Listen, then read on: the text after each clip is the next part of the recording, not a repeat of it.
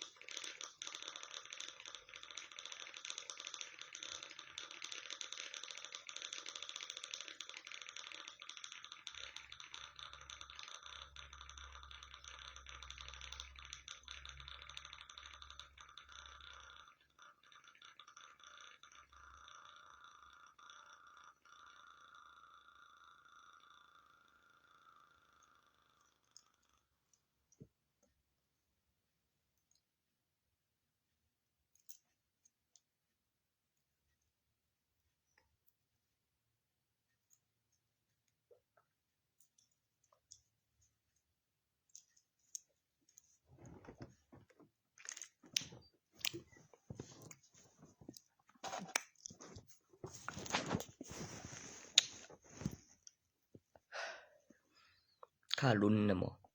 มันต้องอยู่ประมาณนั้นพอดีทำไมมันจะไม่250ล่ะพี่นี่คิดดูดีๆแบบเหลือแค่สมัครไปแล้วรออีกปีนึงแล้วเหลือ100สมัครไปแล้วต้องไปปีนั้นเลย200เองเลย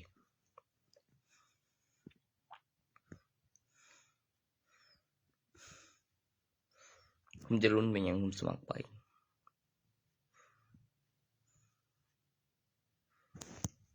กับตัวใหม่เครื่องเงินมีค่าเปลี่ยนเหล็กดูดไม่ดูดผ่านการแปรรูปขึ้นรูปแล้วโดนไฟและเป็นสีสดใสต่างกับสีสว่างเครื่องเงินเครื่องประดับค่าเปลี่ยนแปรรูปที่คลังรับซื้อวัตถุโบราณตั้งราคาเหล็กดูดไม่ดูดผ่านการขึ้นรูปมาแล้วค่าขึ้นรูปค่าตั้งราคาตัวที่ปริมาณที่ต่างกับทองเป็นสีสดใสโดนไฟไม่มองผมก็เดาะเหรียญแหละ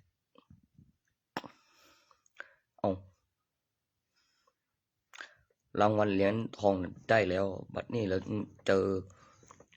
อันที่ว่าคะแนนกลัวมีอยู่โดนแล้วไม่มองไม่ดำเป็นแสงสีต่างกับแสงสีสว่างมาใหม่ตัวเอง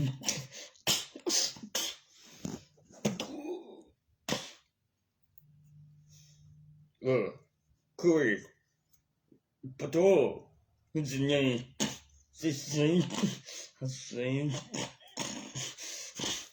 โอ้ใช่ว่ากูมี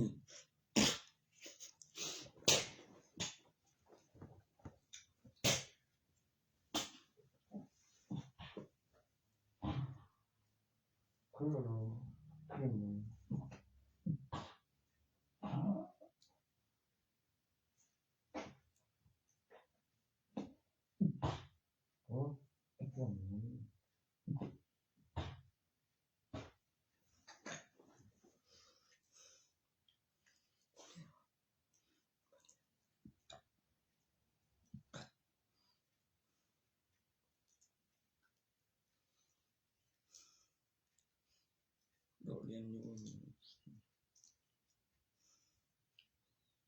เรียนทองใจอยู่แล้วอะไรจะแน่กูเรียนทอง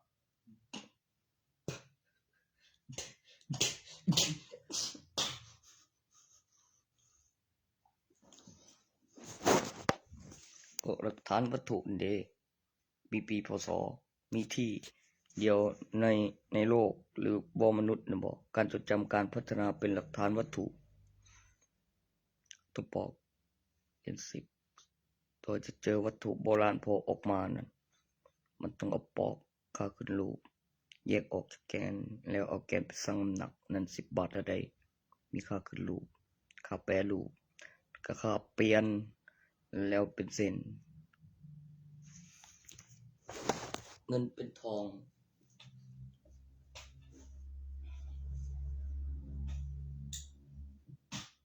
ตัวค่าขึ้นรูปมันเป็น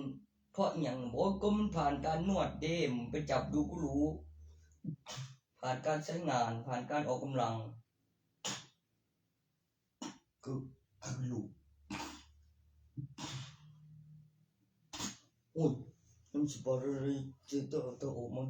ก่อนหน้านั้นเป็นวัตถุโบราณมันจะเป็นสตังค์แดงแล้วมีอันใหม่อีกแล้วเก็บอีกไปส่งคือกันมีปีพศดีได้ถึงร่างกายก็สิบอะไรข้าพอข้าตอบข้าคิดข้าปิงข้าแปรรูปเด็กเซน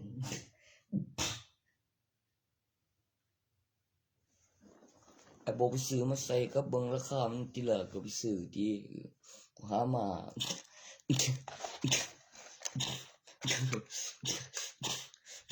โอ้ยหรือบ่มักสีทองเจ้าสีสดใสบ่เหรอเอ้าบ่ตัวสีทองมันมีแล้วสีสดใสมันเกิดต่างกับสีสว่างเนาะ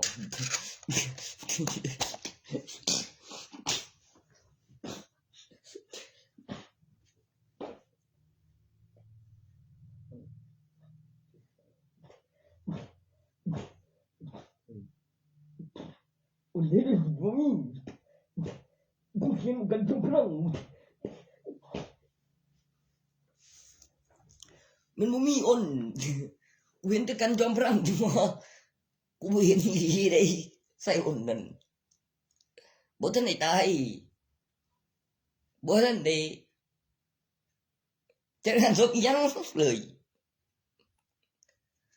คันว่าใส่อ้นใส่เพิ่นนั่นกูเห็นแต่กันจอมพลังกูซุ่มเข้าไปเบิ่งคักๆแล้วซุ่มเข้าไปเบิ่งคักๆแล้วโอ้ไอ้กันจอมพลังโอ้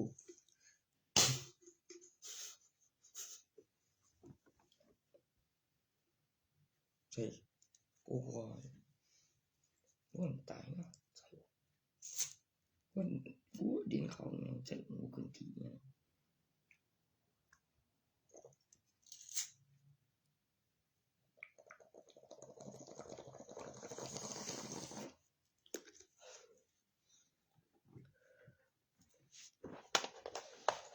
ย่างหน่อยหรือยังหลายแล้วได้ขายจังใด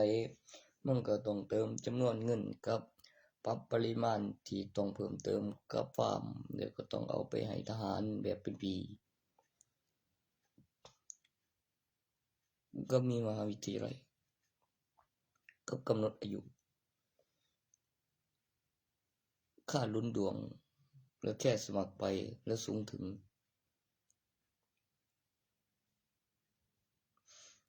ก็มีมอแบบปริญญาตรียังว่ายังบ่เข้าใจแน่นนะใส่ยาอยู่ใส่แบบยาทั่วตายเดี๋ยวมันก็ฟื้นบ่มานับตัวแต่คือบ่คือเก่าปานใดแต่เอาอีแจกเข้ามาอีกนะบ่ยังไม่หมดประกันชีวิตแล้วก็คนที่ยังไม่เคยได้เงินเดือนได้หน่อยเอาเหรียญ2,000กับเหรียญ1,000ผู้ละเหรียญแล้วตกบัตรบ่ว่าแบบยอดผู้ละเหรียญแล้วแบบเติมตู้ง่ายรอเป็นเดือนแล้วตกบัตรด้วยว่าคนยังไม่ตายนั้นใบแบบตรวจตู้ที่โรงพยาบาลเซ็นตัวเลขกับวันที่เวลาก็มีสิทธิ์เลือกตั้งดีกับเดือนผู้อาวุโสเงินบำรุงบุตรกับเงินผู้อาวุโสคนละเหรียญส่วนค่าโครงการแล้วเป็นตัวเลขจริงพร้อมกันกับกำไรวัตถุในจำนวน 2,001 ใบแบบ321มันต้องวางใบ20ด้วยไม่ก็กลับไปคิดดูว่าได้มาฟรีๆเพราะค่าอะไรเดินเตะไม่ก็จกเข้าไปไม่ก็มือเขียวอย่างว่าอย่างนี้บ่ใส่บ่ใส่เพลง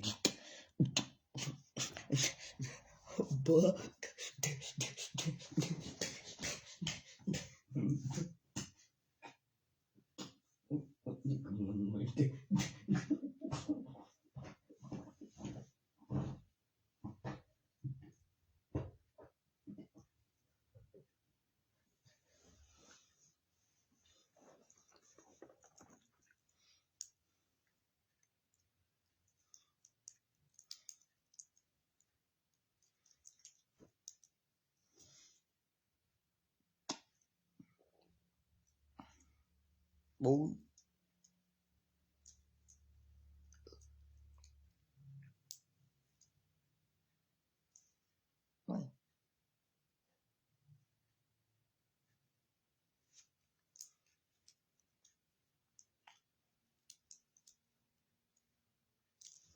ไม่มี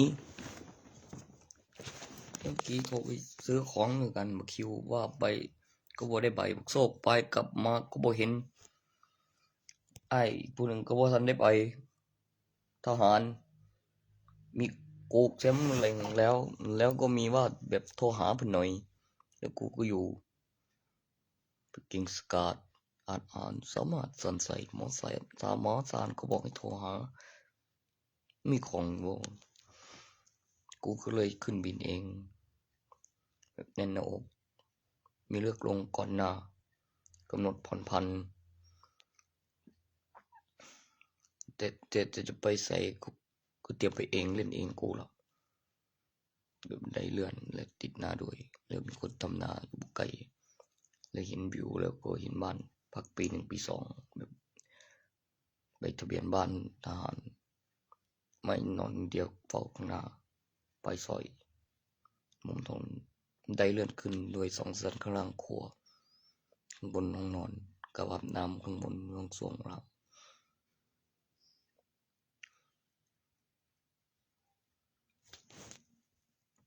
ก็แบบกดรีโมทแล้วมีสวิตช์นี่ทางซ้ายแล้วก็ทางซ้ายแล้วหยุดออโต้แล้วกดปรับเหมือนห้างหน่อยกับที่นั่งชมแบบเถียงนาแม่ติดบ้านมีบันไดเลื่อนจะเบิดหลายใส่กับใบทะเบียนบ้านผู้เดียวซื้อคนเดียวกับใบทะเบียนบ้านรวม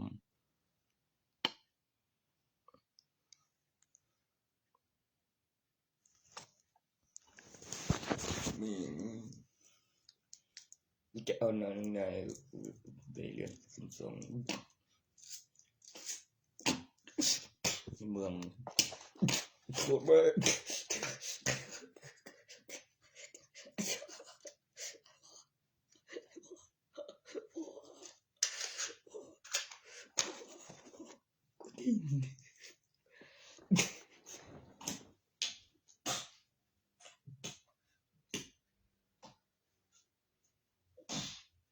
อุ้ยโอ้ย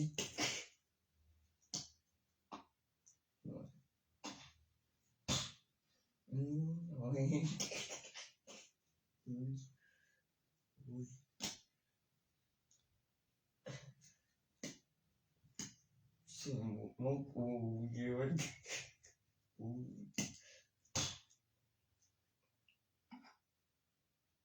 ชอบว่าเนี่ย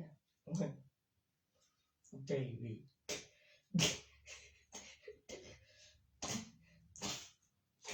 อุ้ย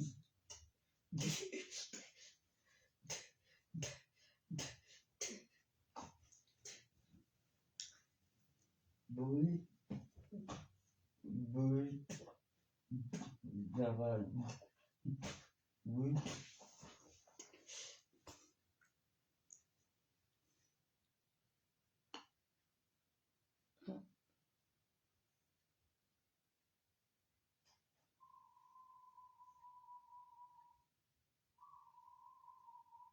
โอ้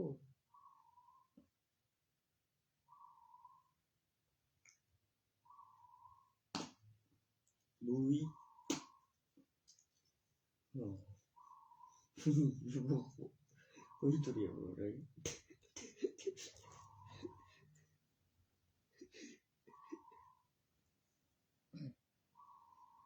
มันไทยกูฮู้โมที่บุย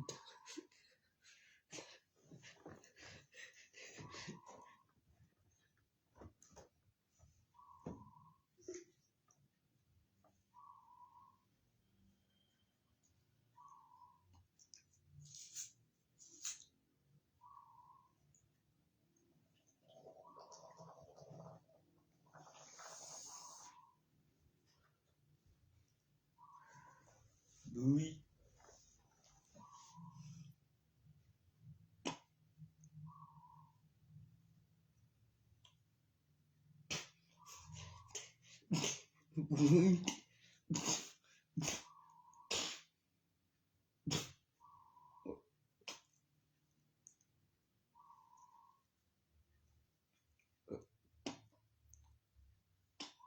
กูดีอยู่เวรีบุย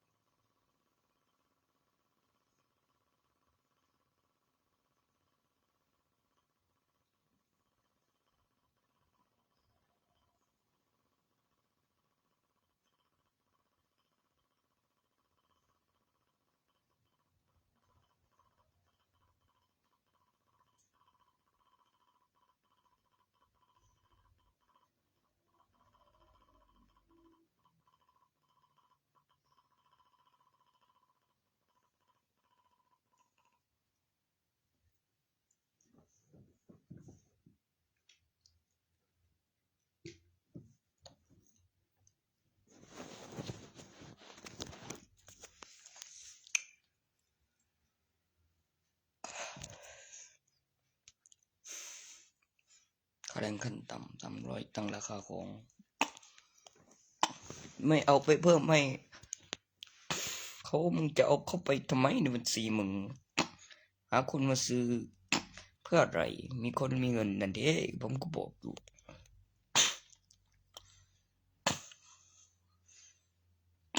รอบ่รอหยังไปเจอเลยแบบไปแล้วคือได้คลายใส่แบบคือได้คลายดีได้ประจำนี่เมียตัวกูดิขบบอกพูดโอ้โหปิดแล้วได้ตัวให้ยืมเหรียญมันนานกว่า10 พ้นโจรเพื่อเป็นหนี้ยืมเหรียญยัง10 ปีพ้นโจรโอ้ยมี20 บาทโอ้โหเขาก็คือได้ขายนี่คุณมันก็ได้ร่วมกันกับโรงพิมพ์มันจะวางเสือไว้ที่เดิมปูหรือจะไปทวงเพิ่มเติมอีกรอบแต่ไม่ได้เนาะมันก็ว่าบ่มีคนไม่เป็นกูมีเงินเบ้อถ้าได้หลายได้จริงแต่ตอนนี้รัชกาลที่ 9ก็ไปอยู่แล้วล่ะเงินลูกใหม่ได้ผลอย่างได้ขายเดียวคุณเงินเกี่ยวผู้หน่วยการ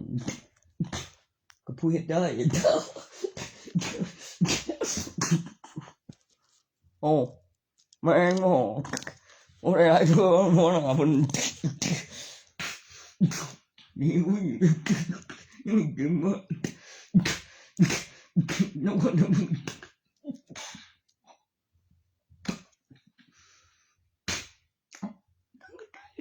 เขาเขาพาไปก็ใครก็ได้กูเนี่ยยืมสังเกตเอาเงินสดขึ้นมาไว้เงินมาสองเทอมโว้ยแล้วคำหมอก็กำไรแล้วคำหมอในหนังสือแบบฟื้นคือกูตอนสั่นเยอะvào tiêu diệt không phải làm gì ồ ồ nặng bao khơi với những anh mô hình tay leo một cánh trong trong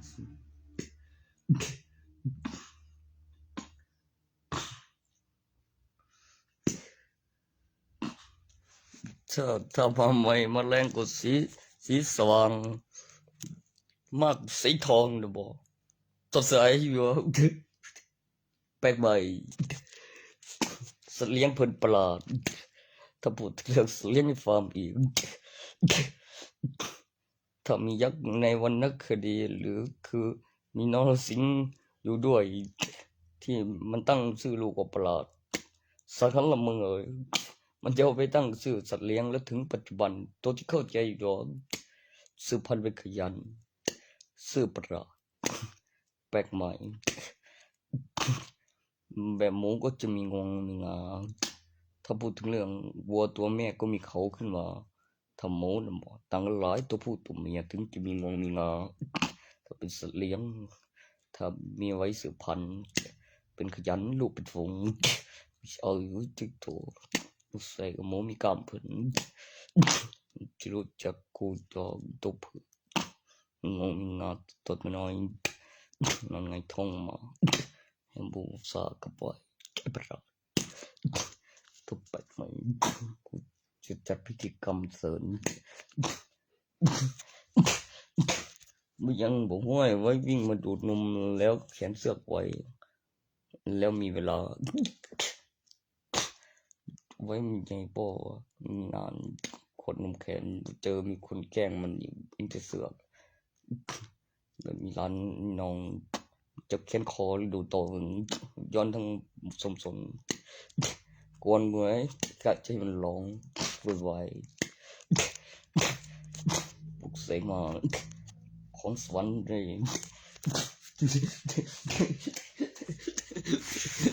ปล่อยเล่นกับคนโอ้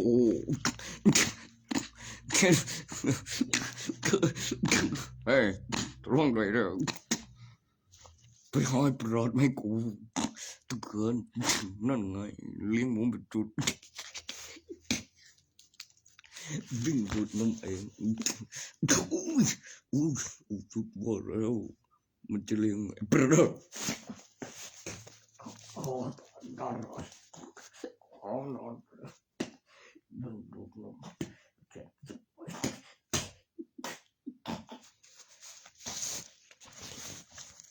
เจอหมูป่าเผือกร้อง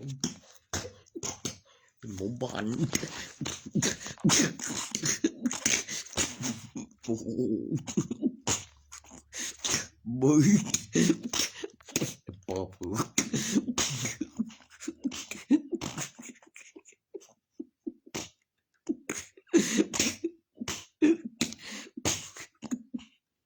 โอ้เจ็บเผือกป่าเผือก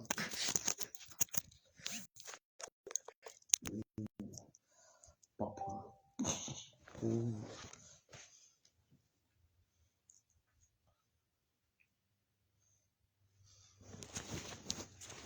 ทำแบบผมจะมีงวงเน่งได้ไม่ได้ก็จะเอางาไม่ก็มีดู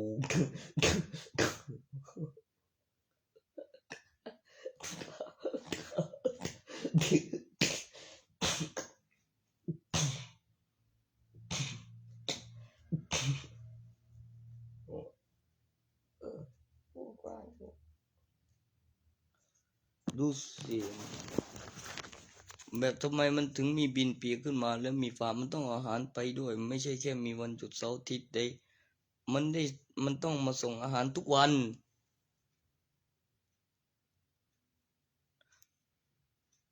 แล้วก็เหลือกินเหลือก็ไปให้เพื่อนอีกปอเผือก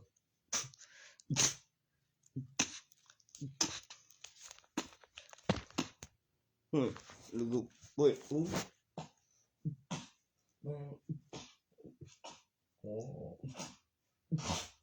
เว้ยเป็นยังไงท้องเตรียมเสื้อโกรธเบี่ยมันเหนื่อยไงท้องสูงงาแล้วสูงงาอะปะ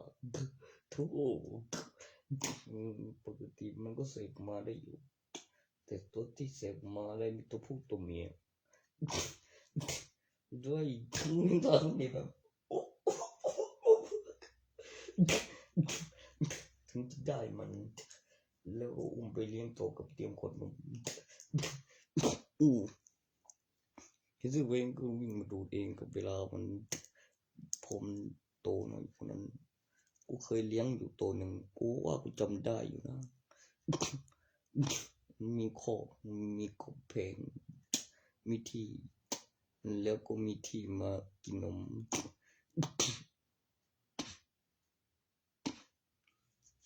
ตัวเลี้ยงหมูแล้ว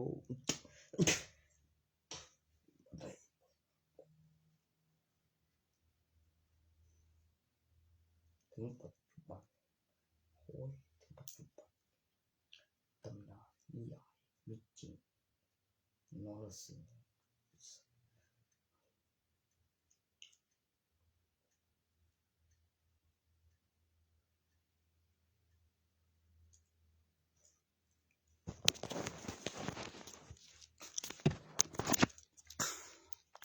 คุณอาจจะไม่พบสิงโตบ้านที่ประเทศไทยคุณอาจจะพบกับไอ้ต่างกับช้างเผือกในเมืองหลวงแล้วอยู่ในบ้านไอ้ป่าเผือก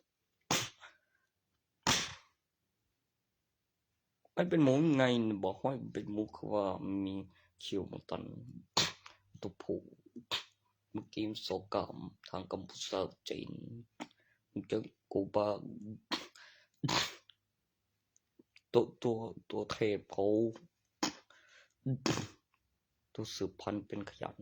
พูดถึงเรื่องทำงานมันแบบขี้เกียจได้ออกลุมฝูงต้นข้าวกินบ่อยเนาะมันแล้วสังคมก่อนโอ้โหตีขนาดความใหญ่มากสุดนี่บอกว่าเมื่อกี้ใส่ขนาดบัวแล้วหรือควายตัวใหม่ล่าสุด เห็นอยู่บ่แบบรถปิกอัพไม่ก็รถรอบบอนตัวนั้นน่ะกินยาซะด้วยโธ่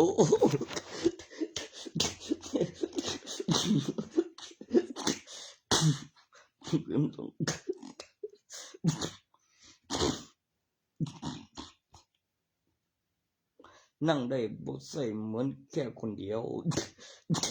ขี่ได้ซ้อนแบบอัดผู้สาวด้วย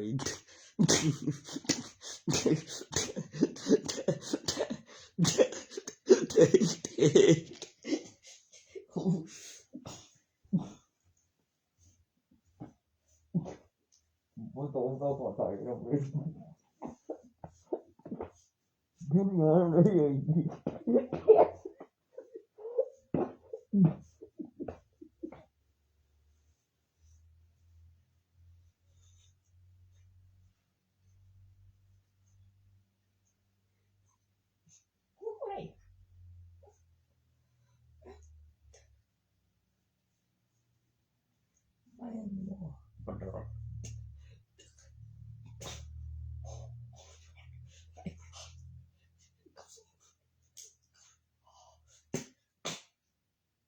บอกว่า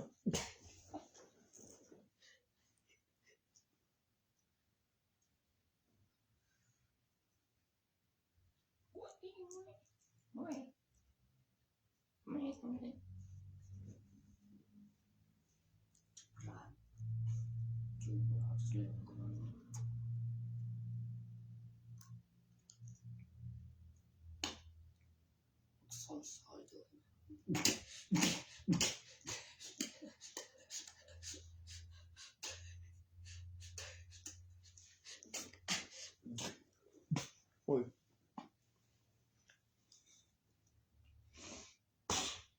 โอ้ยคุย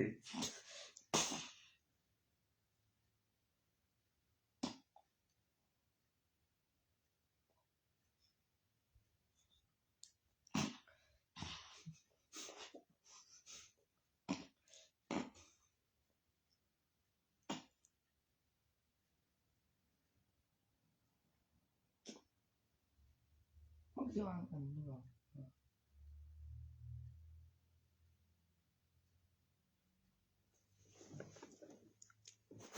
ตัวเลยจะไล่ฟันอยู่บ่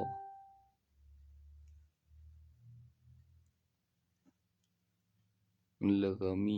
ตัวกินคนนำบ่ก่อนหันบ่ห่วยเจ้าของมันกับผู้เลี้ยงมันแล้วหลุดคอกไปนั่นบ่ยันเด้อเมื่อก่อนเป็นนิทานเพิ่นเด้นะแล้วสิไปเว้ยผู้สาวน้อยบ่นั่นขมึนแท้วะ ทั้งเว้ยผู้สาวน้อยทั้งโอ้ผู้สาวน้อยทั้งเว้ยเอาผู้สาวสำน้อยมาสังเว้ยกูกวนตีนเด้อแล้วมันบอกได้ว่าสมแต่อยากกินผู้สาวสำน้อยแล้ว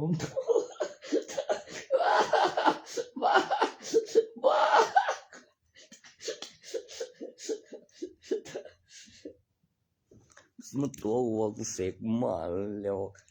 วก็ทิ่มเขียวมูตะหน่อยกูดิบอกมึงเจ็บนักอยู่หรอกบอกเครียดแห้งอยู่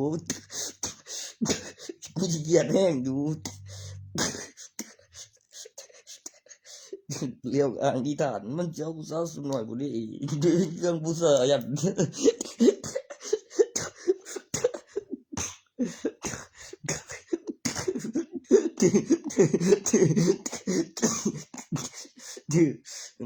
มันก็ไกลเห็นเจ้าของมันได้เจ้าของก็บอกเรื่องมันตายแท้เจ้าของแบบเรียกหมอพลังนี่เจ้าของหนอมันมีลูกกับหลานโตเมื่อค่าโตจังซั่นก็มีมามันยังน้อยนึงคือสิมาทิ่มเกี่ยวตันหน่อยกูเว้ยแบบประดับหน่อยบ่อยยี่ถึกไอ้คอนกูจิโอ้กูจีนมึงยังสิไปถอดกวนนุ่มตัวเขียนไว้นี่คือเด้บ่มึงจ้องได้กูงะโอ้ยไม่ใหญ่เล่นติเขียนสิคือลงมากวนนุ่มแล้วก็เติมแล้วส่งมัน โอ้เฮ็ดมันห้องก็วนมันห้องแหมบ่อีกหน่อยนี่กูเว้ากับแม่นเป็นคนแบบบึบไปแล้วแนมบ่ทันอยู่นี่เด้อแบบกลางบ้านปะเก่าน่ะเขาเตือนตัวแล้วได้โดมมันสิย้อนแบบปีนเบิดบ้านได้ต้นอยู่บ้านโตมายังบ้านใหญ่เดี๋ยวก็ดูนุ่มต่อเตยนั่นแล้วโซแล้วก็โซแต่น้อยมีตัวเดียวเป็นโมเสกมึงบ่ได้เห็นเป็นฟักดอกพอใหญ่สีทองก็บ่อยู่คันแม่นว่าสีทองอยู่อีกบ่มึงได้อยู่บ้านมึงแล้วก็แม่บ่อยู่หน้าบ่ไปโรงเรียนเด้อบ่ก็ท่าไปทหารบ่มันเป็นการวิดีโอบักนิ้วเมื่อคืนนั่นโอ้ยว่าสิเป็นตุ๊ดก็เป็นกระเทยบ่ได้เป็นดากมันว่าบ่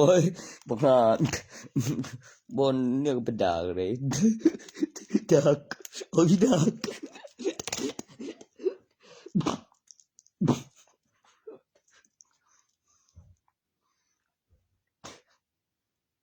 ก็เป็นลูกไส้หลาแม่แนมถึงนะว่าเป็นดากโดนได้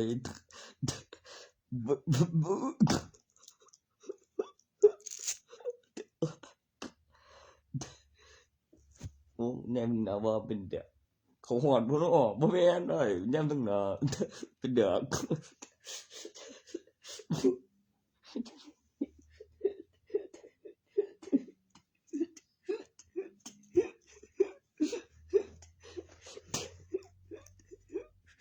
ปากก็ปาก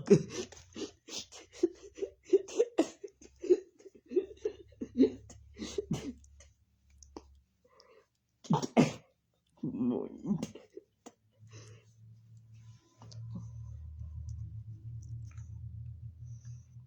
เธอบ่ได้เป็นดากมันอยู่นี่ ดากด้วยบ่เนี่ย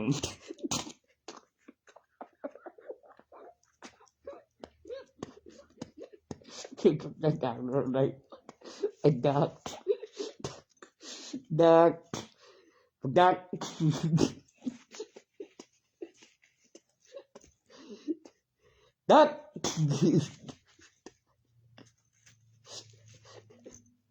ผมดากอุ้มเสริมมัน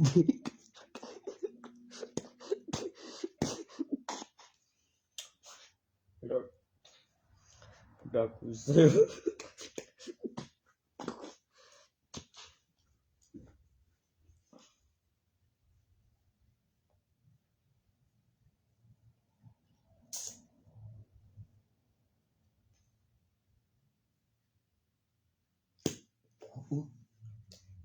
คอมเมนต์ว่า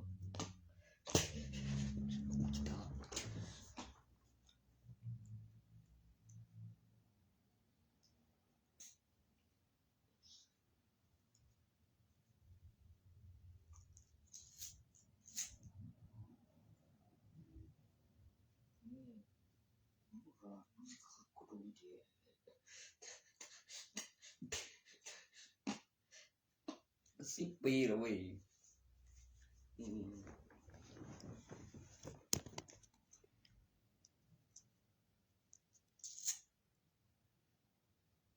เว้าเรื่องเกิดไม่ใหญ่เท่าเก่าพระมหาพราสารเด้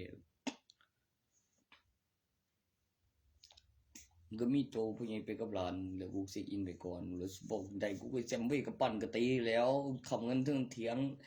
ลงตกแท้หน้าแล่นทั้งแท้หน้าแล้วฟักดึงไว้แล้วก็ใส่ต่ออีกดีโอ้ยจังได๋ซะแล้วมีโตบอกที่ท้องตัวนั้นโตเฒ่ากูสิออกวินหน้าบ่น้อมสิว่าไอ้น้อมจึงได้ล่ะบ่ปอมแซมแล้วกูสิว่าไอ้น้อสีทองบัดนี้ล่ะบ่เรื่องโอกาสเดียวเมียถึงเมียให้บ่คือแพงแถมมาตื้อมาปันเนี่ยแล้วกิ่งลงหน้าได้แล้วคำมึงต่ออีก2ซาๆแล้วก็ยืนตรงแบบขึ้นมังกรมันฮอดไสบ่ว่ากูแซมแล้วก็แล้วกูยืนอยู่ตรงหน้าลงเถียงได้ไกลเด้อได้กูมึงแซมใส่นี่มึงสีทองตัวคือเสียมาจิโร่แล้วบ่สั่นใหม่ก็เป็นปกจงมาหายังบอกว่าก็มาสุมให้สิเอาหนูนา เรียกว่าก่อนอาหารมีอีหวานกลางวันก็อีจอยแท้เจ้าตัวตายก่อนได้จังสิได้สิยินเข้าไปไหมว่าจะไปไอ้สีทองยังสิมีไอ้สีทองมาหลอกตัวหนาอีกบ่มันเดียวโดดได้ดึงหอดพระอาทิตย์เขาปั่นเสื้อเตือนเขาเลี้ยวหวบแสงเลี้ยวพืชสังเขาแสงเป็นแกนและหน้างามตัวสลายให้ไปเหลือแต่สีทองตัวนั้นเด้คือจิโร่ถือโจกเลี้ยวเฮ็ดแล้วก็แต่งหน้าโตก็ตึงเถียงบ่ยังเจอกูอีกไม่ได้อันก็ยังบ่นู่นน่ะนี่นู่นน่ะถ้าบอกอีกตัวหนึ่งนั่นบ่เสียแบ่งเสียแบ่ง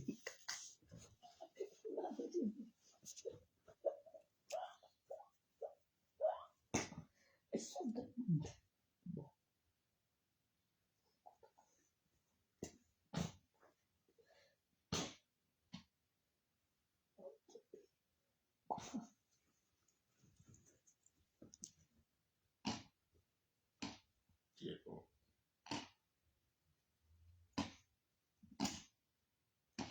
บ่ก็คือมันจะไปใส่ดอกบ่ไอ้สีทองตัวนั้นบ่มึงสิมาอ่านของกูเฮ็ดหยังบ่แล้วโอกาสเดียวโอกาสนั้นบ่มันแต่งให้เธอเดียวก็แต่งเมียบ่กูบ่ได้ใส่โอกาสจักเทื่อบ่ก็ฟักกี้ดีบ่มึงแล้วอย่าฝ่ามันไปใส่แล้วมันคำอยู่ทั้งแท้แล้วกินลงไปก็สิซาเบิดหมดแล้วฟ้ามืดยามเว้นนั่นแหมแล้วขึ้นมาลอยใหม่ แล้วหายตัวไปแล้วเป็นประโยชน์ต่อพืชสังเคราะห์แสงเป็นแกนเลี้ยงฤดูมื้อหนึงมีเก็บเกี่ยวแล้วเขียวบึ้มขึ้นมาเสื้อกูถึงหมดบ้านให้กูเครียดได้บ่ได้กูบ่ยอมดอกโศกเจ้าโอ้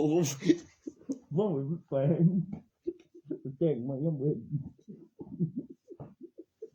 อ้า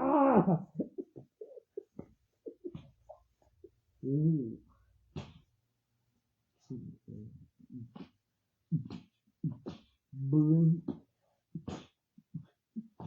โอ้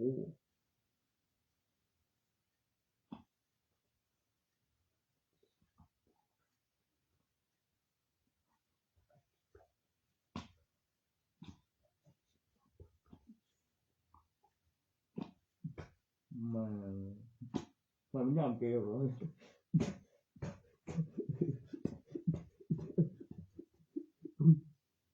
บ่ก็ปิ้งตัวนี้เอาไปอาทิตย์โต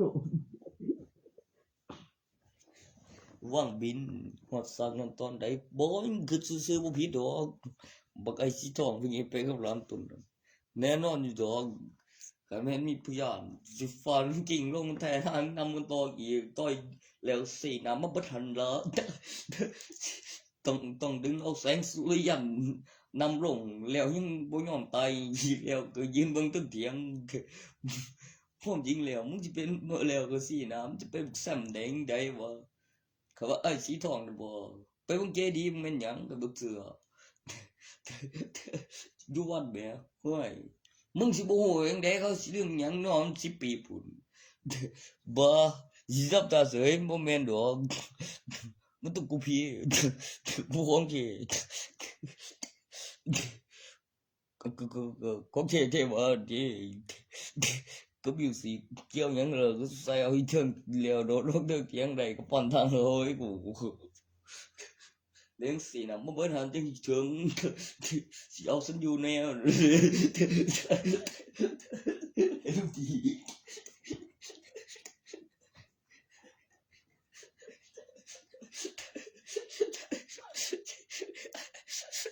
โ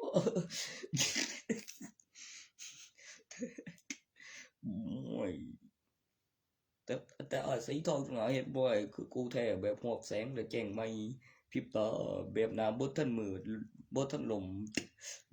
คือผิดปกติหยังวะแล้วแจ้งแสงสว่างเป็นพระอาทิตย์อีกดวงคือสร้างขึ้นมาใหม่ก็บ่ไว้แนมทันแล้วหายตัวไปคือฝันเพิ่นสิว่าแต่จำได้ใจดีก็บ่ทันได้หายไก่เผา เดี๋ยวข้าจัดงานท่อนใดแม่งโง่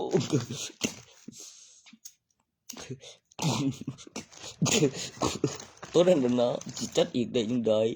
ไก่เผาได้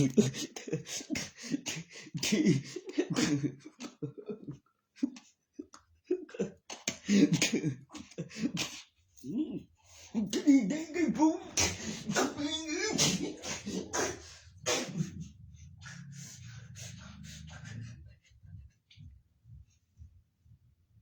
พ่อปวดศอกแล้วพ่อยสั่นวันไงโอ้เสียงบ่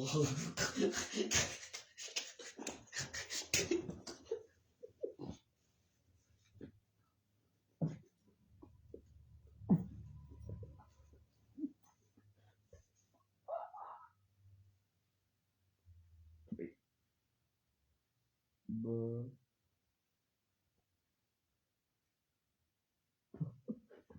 โบพ่อยมันเด้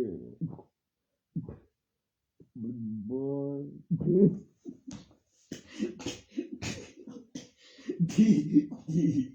ไม่อยู่บ่บ่เด้อบ่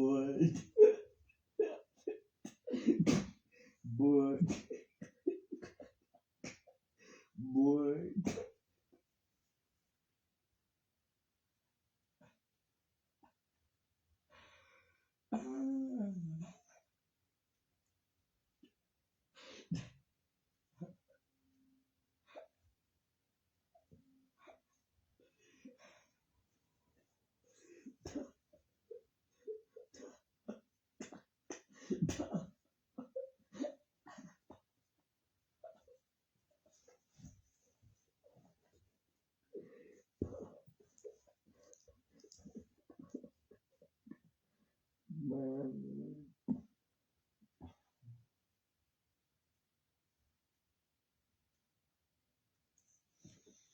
เบิ่งมันยังก็มันสิถึงมันสุริยัตแล้วหายไก่เผาไปยังเหลือตัวสีทองตัวลูกเหมือนเบิ่นอยู่สันถึงตัวเขาถึงคันแม่นนั่งเบิ่งก็นั่งห้อยถึงเถียงบักฮานมาใส่อมบักนั้นไอ้สีทองคันแม่นหลังจากเจดีแล้วเจ้าฟื้นดน10 ปีทอก10 ปีบ่ได้ไผเพิ่นก็สิกาทอทุนบ่ก็คือว่าเว้ยตัวบ่เป็นกูแชมป์ดอกแต่งเมียแนวทุนมาทีละผู้ใหญ่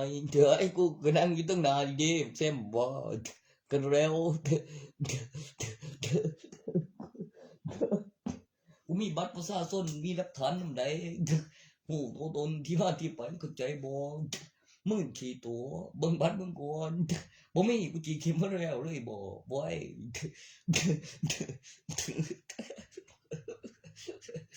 บ่ดอกอันจิกสันลุงแม่กูยังบ่ไปกูเฮ็ดเองแม่น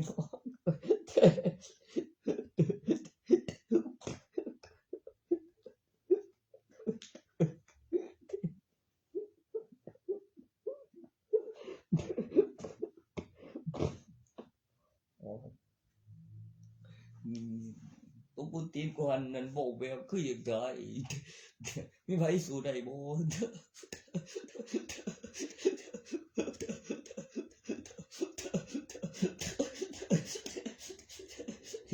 แล้วก็สินะใน10 years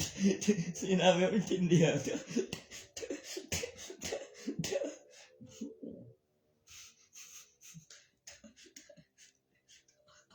โอ้ตัวนี้มันจะตายโอ้ยบ่แม่นมันอยากตายมันเคยเฮ็ดมาแล้วก็มีตัวนั้นออกมา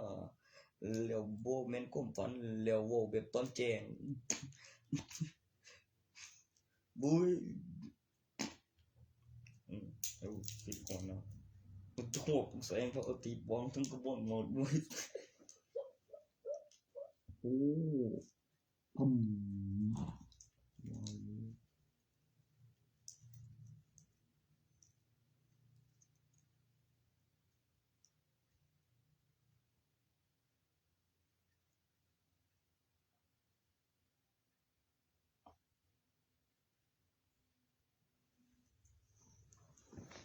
แล้วซีนเขาในบ้านในกูกับแท็กให้ฝากเอาพยานมันสิว่ามันแล้วเก่งคักบ่ได้โง่แท้นอนแต่คันเดใบกับกระเป๋าให้แบบเป็นทุนไปแต่งเมียอีกแล้วก็แย่มีน้อยเก่ามีทุนมีกำไรแล้วยังครบอีกต่างหากแล้วสิมาตอกใบพันแบบตับๆแล้วก็มีทุนมีกำไรนับเป็นมือบ่ใส่กันกับนางตึกเถียงยามคืนกูบ่ขนาดจัดงานศพว่าเมียโดยขนาดว่าโอ้ยังรอสำราญมีแต่งเมียเคลียร์ทางโอ้บ่แม่นกูเด้แบบหมู่แม่รอไปเอาแต่งเมียเคลียร์ทางสิก่อนบ่ดี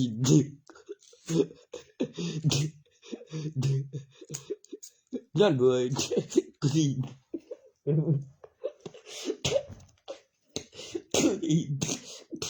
บุญก็ดีอีกบ่อยโอ้ยโอ้ย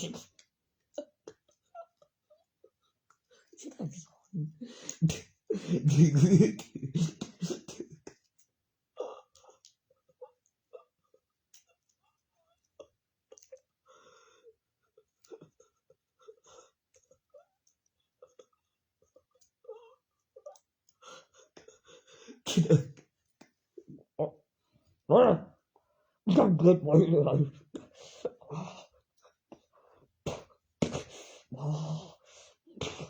ต้องการได้แบบนี้ทุกคนเอาไป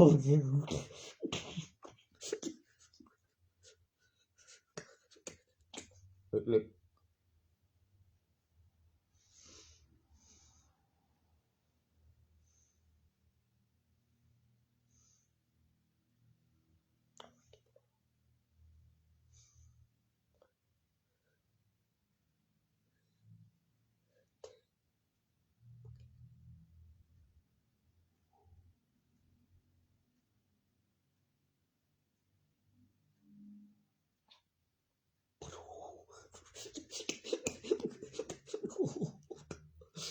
พูด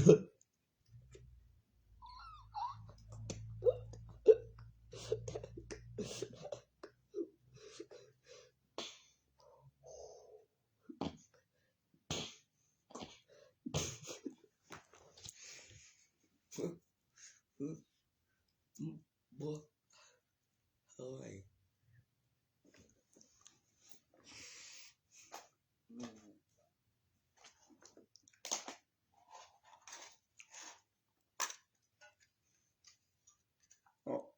กูติอีเลยไม่ตรงดิบ่อีเมื่อพยายแม่งก็จะทำสิก่อนจีรอไปเตียงแล้วก็แม่งก็โอ้ยติดบอลเลยกูแบบเขาบ่ได้ไปเองในห้องเลย10 ปีเลยโอ้10 ปีมันได้มึงจะเปลี่ยนเบอร์บ่ก็8 ปีจักใส่มาโดนปานใดวะตอนเปลี่ยนเบอร์เดี๋ยวตัวสิขายไผว่าของกูได้สิโอ้ยสร้างให้กูเมื่อยมึงเจอราคาใหม่กูอีกตัวมื้อละ500,000ได้นับแบบเป็นมือแบบคือบ่หลายกว่าหันดอกกำไรมื้อนึงแบบเป็นสูตรได้แล้วก็สั่งอีกสุดนึงจึงนับอีก500,000โอนมาก่อนพุละ100,000ได้กำไร500,000คือล็อตละ100,000มี15ล็อตล้านนึงโอ้มีมื้อนึงโอนมาก่อนพุละ100,000กำไร500,000ได้มี15ล็อตสุดใหญ่สุดละล้านสุดใหญ่สุดละล้านก็บ่ได้เซ็นกับฝากซื้อแล้วมีกำหนดเวลาแล้วมีพยานตอนเอาเงินคันแม่นพยานหลายแล้วได้กันจังได๋แล้วราคาของราคาเหมาบุย โอนมาก่อนพุทธแสนนี่นะเงินสดแล้วเซ็กของแบบหมดกระเป๋าใส่กันยีกเส้นลับเบยต้องใส่พยานได้กับเอกสารนับของนะผมโอ้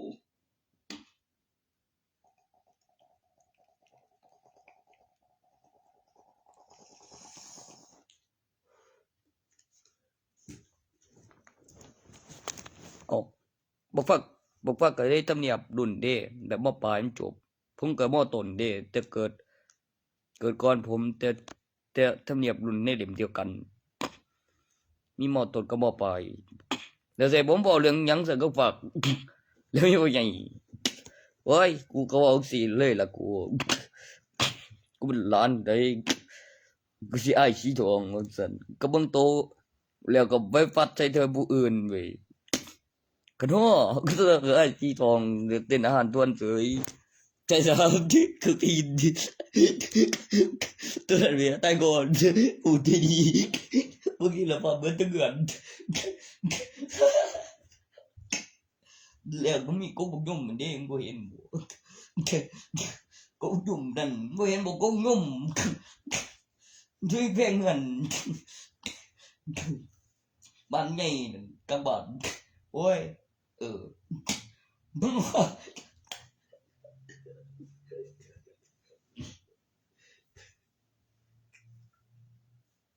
โอ้ยกู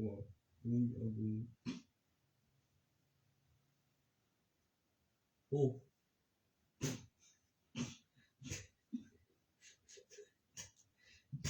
ใส่ครอน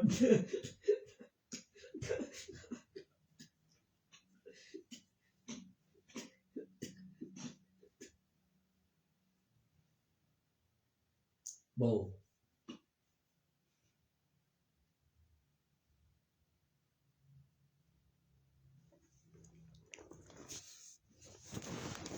บอยบ่ให้ไผ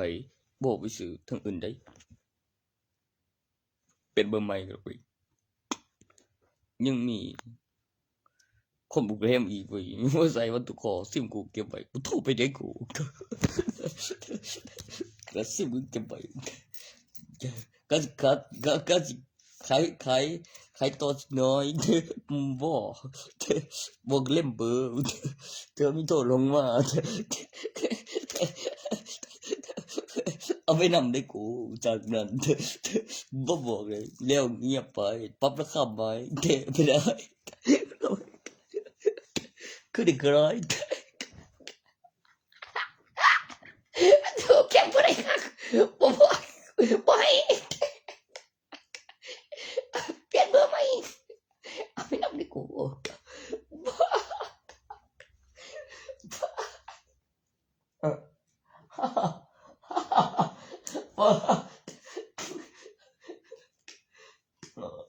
ไม่มีเงินตุกโขเบอร์เกอร์ปูมาก็บุกแรม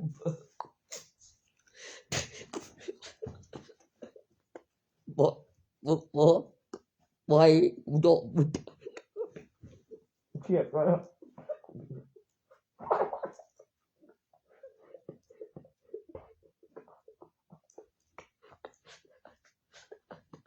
โอ้โหบุกแรมคือเปิดงวนก็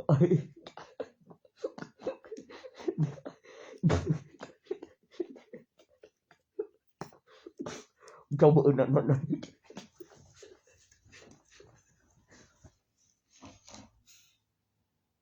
เฮ้ยของมึงติมาให้จับไปนำเป็นซิมบ่บอกเว้ยบ่ให้ไผบ่บอกก็ซื้อทั้งอื่นเว้ยบักยอมเว้ยเอาไปนำได้กูทำหา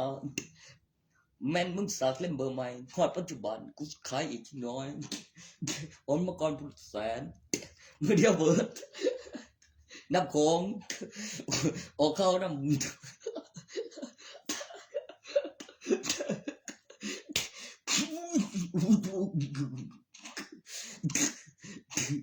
โอ้ไม่เบิกจะบอกทุกครั้งที่เป็น บ่ได้เรียนเบอร์มา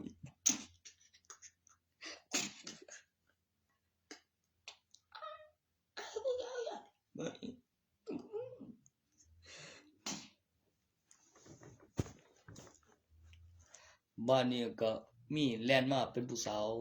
สิมาส่งใส่หนี้บ่เบิดบ่เซาทวงได้จ่ายบ่ต่ำกว่า 1,000 ได้ขาย50กับให้เส้นหลายก่อนบ่ได้ผู้หนึงคือเส้นได้ผู้ละถุงกับจ่ายบ่เบิดก็บ่เซาทวงมีพยาธิตอนออกไปแล้วเส้นรับจ่ายบ่ต่ำกว่า 1,000 คือได้ขาย50เว้ยโตผู้สาวนี่มีเล่มน้อยเขาแล้วสิเหลือถุงเปล่าเลยเนาะกับแบบมาทีละ50แต่เว้าเรื่องอิหยังหลายกว่าหันแล้วมีเครื่องคิดเลขกับปากกาสมุดพกแล้วมีค่านั้นค่านี้น่ะบ่แม่นแค่ถุงเปล่าเสื้อกูเป็นหยังเงินยังบ่เอาซื้อเว้ยของเราถุงโอ้โหซื้อบ่เซาทวงนี่สิเปลืองโตนำได้นั่น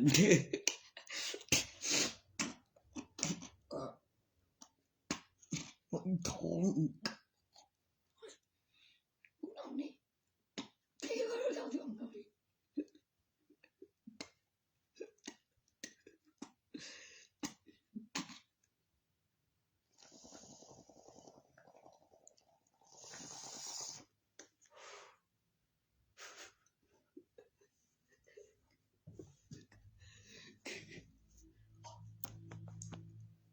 คุย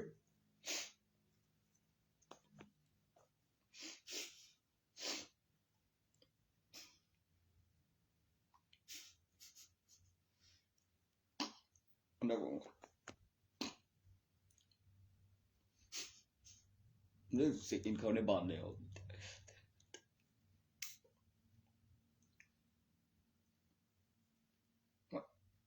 มันได้ดี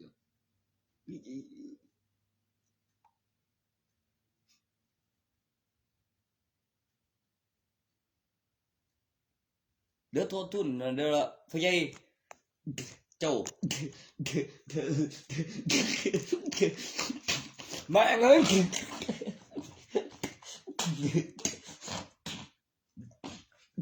บินแล้วแล้วทุนแล้วเจ้าจีโถง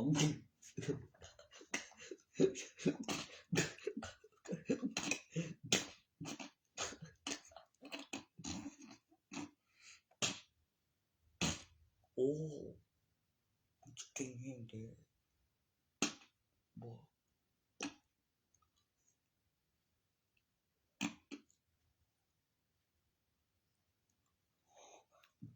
โอ้ย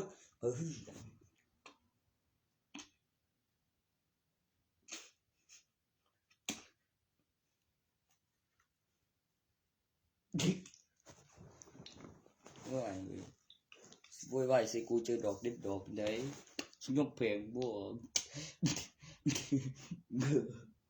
ร้ายบ่ก็เลยใครเองบ่โอ้ยมีคนเฝ้า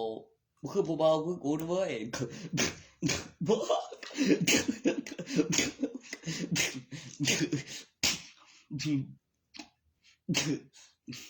สิขายตองใส่ละมึงติเนาะกับได้ยินบ่ล่ะกับยันลืมบ่เที่ยงไหม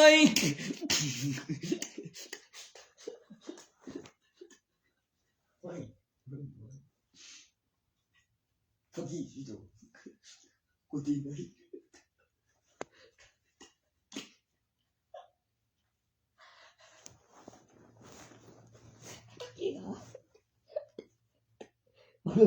โอ้ยวันนี้กูต้องมีกูต้องมี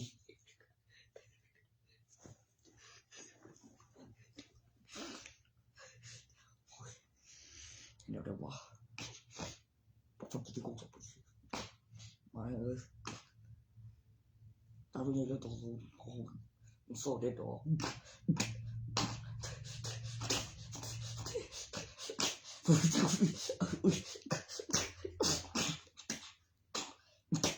ต้องกินเงินก่อนเข้ากูกิน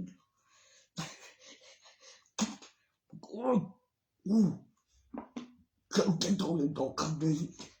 เขา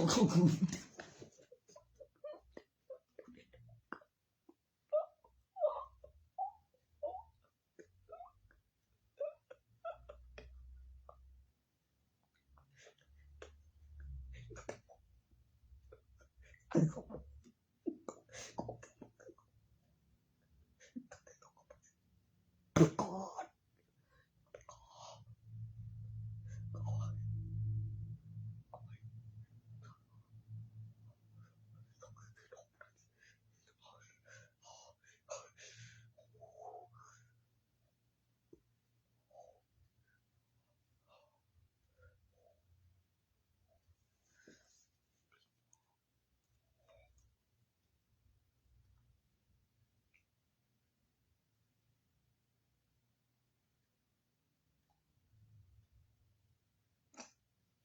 ีกหลายปี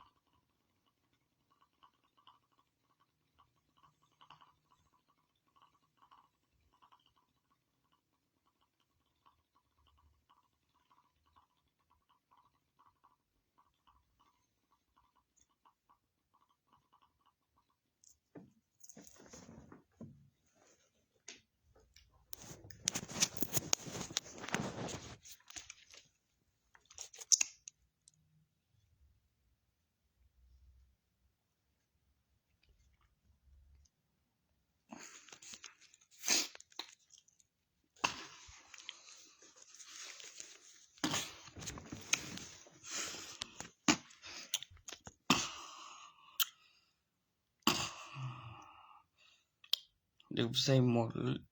แล้วแว่นตาถ้าว่านั่งตึงหน้าด้วยสุกรรมที่ชอบจอดนั่นยังไงเจียงกูบอกกู